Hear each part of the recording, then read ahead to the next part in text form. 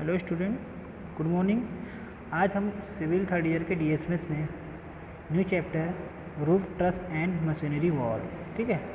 तो इसमें हम क्या पढ़ेंगे कि जो हमारा रूफ ट्रस होता है वो क्यों बनाया जाता है, ठीक।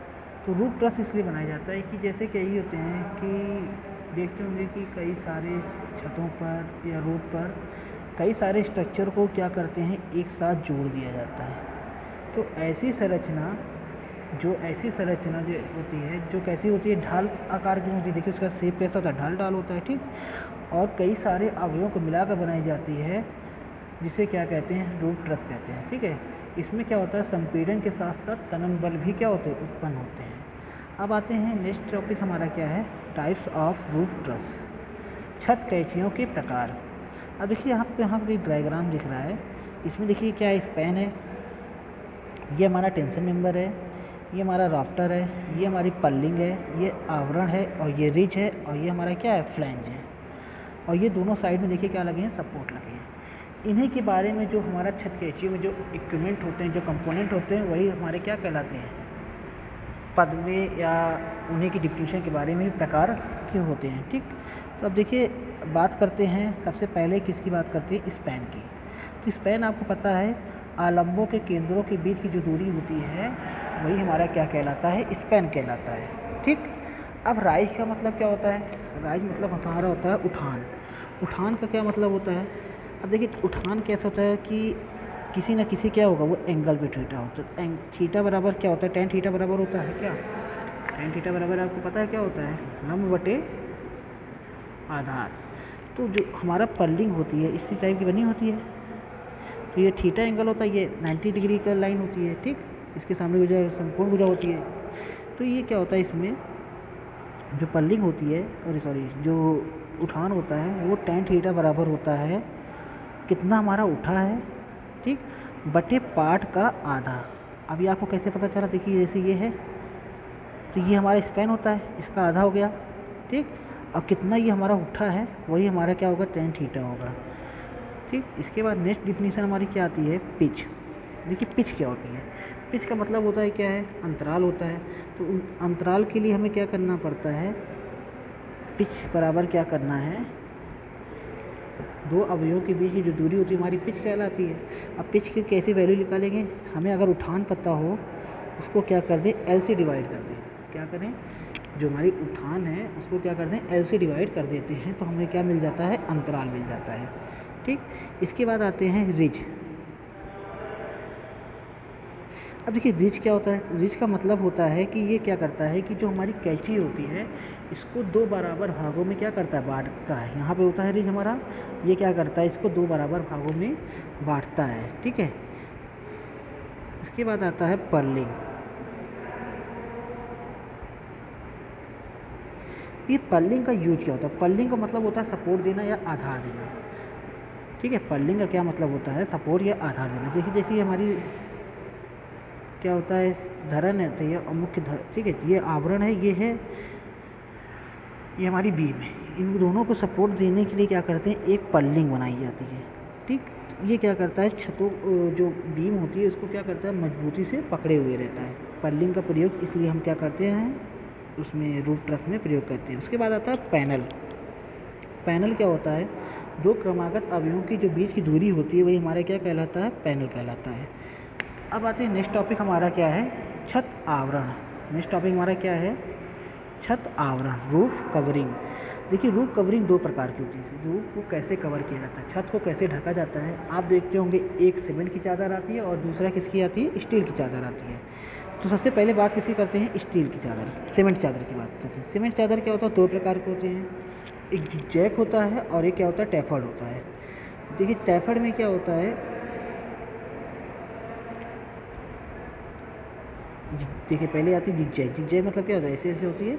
आप देखते होंगे कुछ चादर ऐसी आपको दिखी होंगी जिसकी जो शेप होगा इस टाइप का दिखता है, ठीक। देखिए जैसे आपको डायग्राम में दिख रहा है, ये हमारी त्रिज्या, जितना हमारा ये उठा होता है ये त्रिज्या कहलाती है, ठीक।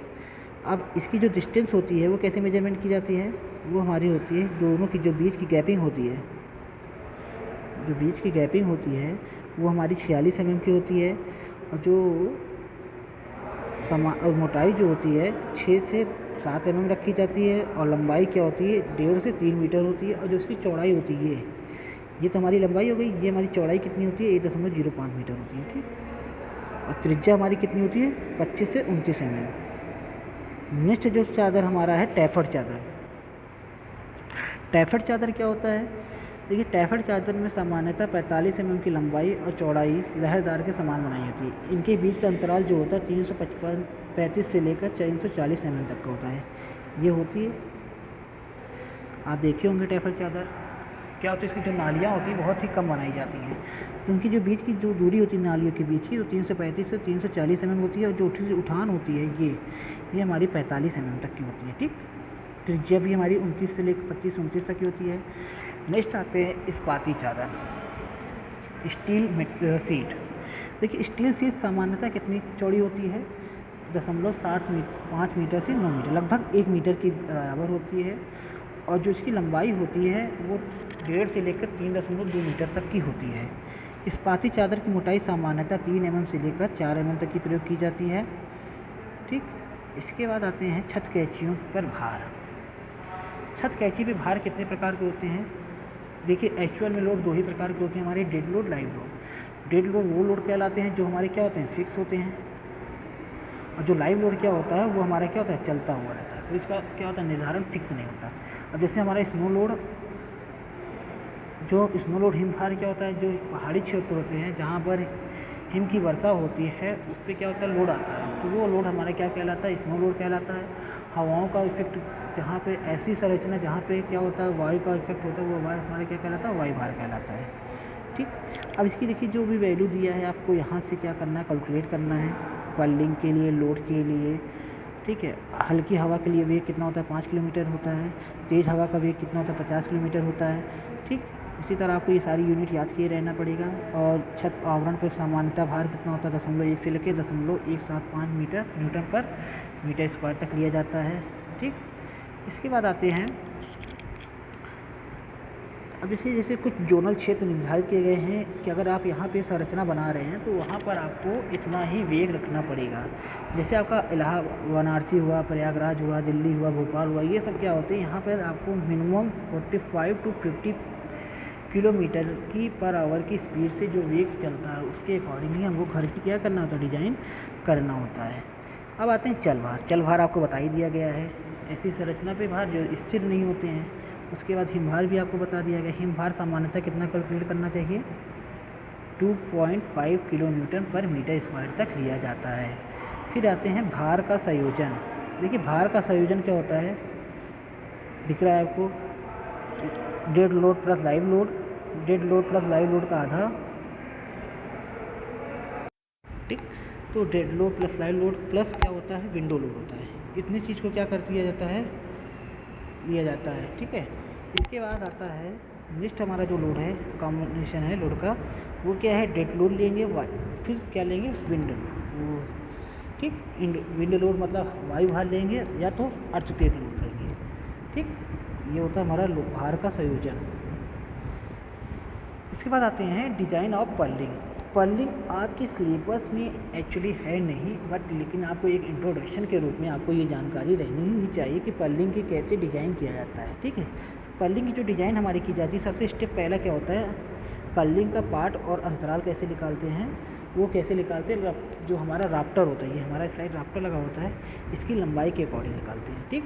तो राफ्टर की लंबाई कैसे हम फाइंड आउट करेंगे, तो राफ्टर की लंबाई के लिए जो देखिए सामने एक सूत्र दिया गया है, मुख्य राफ्टर की लंबाई बराबर अंडर रूट उठान का स्क्वायर प्लस लंबाई बटी 2 का होल स्क्वायर, ठीक। इसी तरह हम क्या करेंगे, मुख्य राफ्टर की लंबाई को क्या करेंगे कैलकुलेट कर लेंगे। नेक्स्ट हमारा क्या स्टेप है, भार की गणना। जो हमारा पर्लिंग होता है उस पर कैसे लोड आता है उसको कैसे कैलकुलेट करते हैं। तो सबसे पहले क्या करते हैं, पर्लिंग का भार निकालते हैं 0.1 kilo newton per metre square गुणे लेंथ गुणे राफ्टर, ठीक है। देन उसके बाद क्या आता है, बंधकों का भार 0.105 kilo newton per metre square length into rafter, ठीक।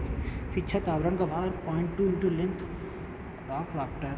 फिर टोटल का क्या कर देंगे ऐड कर देंगे, ऐड करने के बाद चल भार भी निकाल लेंगे। चल भार क्या हो जाता है 0.75 to 0.02 into theta minus length into cos theta. फिर विंड लोड कैसे निकालें, लेंथ ऑफ राफ्टर गुणे वाई दाब, इसके द्वारा क्या निकालेंगे, भार के हम क्या कर लेंगे, गणना कर लेंगे जो पर्लिंग पे आता है। फिर आते हैं नलिकाकार जो हमारी कैंची होती है उसका कैसे विकल्पन करते हैं। तो नलिकाकार कैंची जो होती है उस पर क्या होता है, ऊंचाई और वायु भार की दोनों गणनाएं करते हैं, ठीक। तो उसके लिए क्या होता है, सबसे पहले हम क्या करेंगे, संपीड़ांक का विकल्पन करेंगे। तो संपीड़ांक का अभिकल्पन कैसे होता है, जो उस पर लोड आ रहा है और उस पर जो लंबाई आ रही है उसको क्या करते हैं, दोनों को क्या करते हैं, कैलकुलेट कर लेते हैं डिवाइड करके। उसके बाद क्या करते हैं, संपीड़न का जो प्रतिबल होता है FC बराबर कितना मानते हैं, 80 न्यूटन पर mm स्क्वायर, इसको क्या करते हैं, एज्यूम कर लेते हैं। इसके बाद क्या करते हैं, नलिका का क्षेत्रफल निकालते हैं। एरिया बराबर कैसे निकालते हैं, लोड तो पता ही है और स्ट्रेस से क्या कर देंगे, डिवाइड कर देंगे, तो हमें क्या निकल जाएगा, एरिया निकल जाएगा। फिर नलिका की सारणी से क्या करेंगे, देखते हुए क्या करेंगे, अभिकल्पन कर लेंगे जो कौन सी कंडीशन दिया है। अगर दोनों साइड फिक्स दिया है तो L बराबर क्या बताए थे, 0.65 L होता है। अगर एक साइड फिक्स, एक साइड हिंज दिया है तो 0.8 L दिया गया। इसी तरह देखेंगे हमारी क्या कंडीशन दी गई है, उसके अकॉर्डिंग हम क्या करेंगे, नलिका की क्या कर लेंगे, चयन कर लेंगे। फिर तन्यता अनुपात निकालेंगे। तन्यता अनुपात निकालने के बाद K बराबर L/R से, फिर FC भी पढ़ लेंगे। FC निकालने के बाद P बराबर क्या होता है, एरिया इंटू स्ट्रेस, इससे क्या निकाल लेंगे, सामर्थ्य निकाल लेंगे। इसी तरह जो हमारी नलिका होती है उस पर टेंशन मेंबर भी कार्य करता है। तो टेंशन मेंबर को क्या करेंगे, T मान लेंगे और जो प्रतिबल होगा वो हमारा कितना माना जाता है, 150 kilo newton per metre square का माना जाता है। फिर कैंची में क्या करेंगे, शुद्ध क्षेत्रफल निकाल लेंगे। क्षेत्रफल के लिए बताया ही गया है, A बराबर क्या होगा, टोटल लोड अपॉन स्ट्रेस, इससे निकाल लेंगे। फिर उपरोक्त सारणी के द्वारा क्या करेंगे, खंड का चयन कर लेंगे। खंड का चयन करने के बाद क्या करेंगे, चयन हो जाएगा तो हमें पता चल जाएगा। चयन होने के बाद हम क्या करेंगे, लास्ट में P बराबर एरिया इंटू स्ट्रेस कैलकुलेट कर लेंगे, ठीक। इसके बाद नेक्स्ट टॉपिक आता है इस्पाती छत कैंचियों का विकल्पन। इस्पाती छत कैंची का जो अभिकल्पन किया जाता है उसमें क्या होता है, सबसे पहले क्या करते हैं, आकृति का चयन करते हैं। भारों की गणना जैसे आपको बताया गया, B into D into length into RCC का भार, पर्लिंग का भी करते हैं इसी प्रकार, ठीक। फिर उपरोक्त भारों को क्या करते हैं, जोड़ते हैं। फिर कैंची के अवयवों को क्या कर लेते हैं, अभिकल्पन कर लेते हैं। तो इस टाइप से हमारा क्या होता है, इस्पाती छत कैंचियों का अभिकल्पन किया जाता है। नेक्स्ट क्लास में स्टूडेंट आपको हम बताएंगे लास्ट चैप्टर DSMS का बीम, ठीक। उसके बाद आपको कुछ जो ऑब्जेक्टिव आपको भेजे गए हैं उसके बारे में कुछ पॉइंट ऑफ से डिस्कस किए जाएंगे। आप घर पे बैठ के ऑब्जेक्टिव क्वेश्चन को पढ़ते रहिए, कोई भी समस्या हो आप हमें बताइए, ठीक। Thank you class.